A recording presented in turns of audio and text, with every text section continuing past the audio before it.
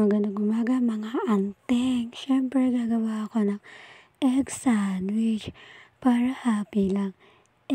Tapos ayan, tinatanggal ko na yung balat dyan ng itlog. O, diba? Ayan, tamang tanggal lang. O, pak.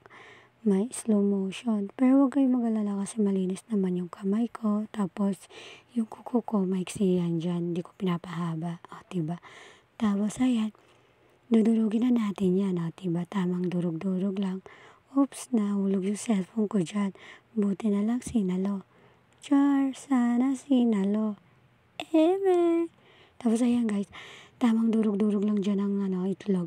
Tapos, mga anting, patapos ko dyan durugin ang itlog, syempre lalagyan na natin yan ng mayo. Kahit anong klaseng mayo, pwede. Tapos ito, pwede rin itong pwede rin itong pang merienda. Tapos, pwede rin itong ibaon sa mga kids. O, diba? Tapos ayan, linagyan ko na yung mayo dyan. O, diba? Siyempre, sisimutin na natin yan. O, diba?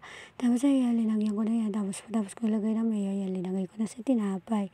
O, titikman na natin. O, diba? Kung ikaw ay tinatamad kumain ng kanin, pwede rin ito sa'yo. O, paano ba yan? Bukas na lang. Bye-bye!